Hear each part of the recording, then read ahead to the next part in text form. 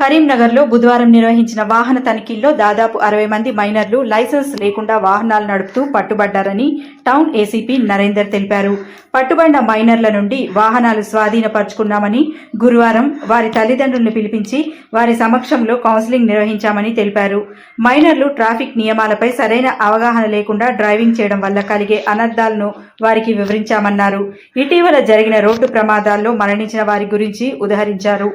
పట్టుబడ్డ వాహనాలకు జరిమానాలు విధించి విడిచిపెడుతున్నామని, మరోసారి పట్టుబడితే మైనర్లకు వాహనాలు ఇచ్చే యజమానులపై కూడా చట్ట ప్రకారం చర్యలు తీసుకుంటామని తెలిపారు. ఈ కార్యక్రమంలో టౌన్ ఏసీపీతో పాటు ట్రాఫిక్ ఇన్స్పెక్టర్ కరీముల్లా ఖాన్, స్వామి, ఎస్ఐలు ఇషాక్, శనిగల శ్రీకాంత్లతో పాటు ఇతర అధికారులు, సిబ్బంది పాల్గొన్నారు.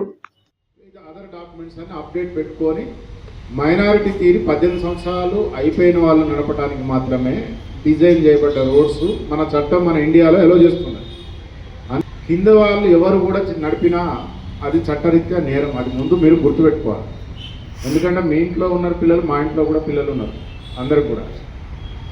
మీకు తెలవకుండా ఏంటంటే చిన్నపిల్లలు ఒక మైనర్స్ నడుపుతుంటే అది ఒక పిల్లలకి ఇంకా తల్లిదండ్రులకి ఏంటంటే ఒక ఇంట్రెస్టింగ్ ఉంటుంది. అలా అప్పుడే బండి నడుపుతున్నాడు మావాడని జోష్ ఉంటుంది, కొద్దిగా యాంగ్జైటీ ఉంటుంది, ఇస్తే ఏమవుతుందిలే అన్నట్టు ఉంటుంది. కానీ అదే ఆ ఇయ్యటంతో అతను ప్రాణాలు పోయే అవకాశం ఉంటుంది, ఇంకోళ్ళ ప్రాణాలు తీసే అవకాశం ఉంటుంది, మన ఇల్లు గుల్లం చేసే అవకాశం ఉంటుంది.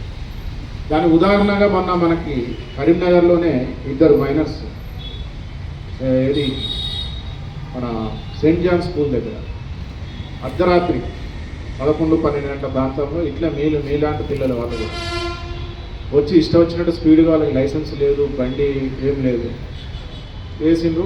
డైరెక్ట్ పోయి పోలు గుద్దుకున్నారు. స్పాట్లో ఒకళ్ళు చనిపోయారు, ఇంకొకళ్ళు హాస్పిటల్లో చనిపోయారు. తెల్లారేసరికల్లా అసలు తల్లిదండ్రులకు తెలియదు, ఎటు పోయిందో తెలియదు, ఏం తెలియదు. అట్లే నిన్న మొన్న కేశవపట్నంలో మీరు చూసుకుంటారు, పేపర్లో వచ్చింది. 2 మైనర్స్ నడుపుతున్నారు, ఆ బండి హైవే ఎక్కారు, అసలు లైసెన్స్ లేదు, అసలు ఏం జరుగుతుందో తెలియదు. సరిగా సడన్ బ్రేక్ వెనక నుంచి వెళ్తున్న టైంలో లారీ గుద్దేశారు.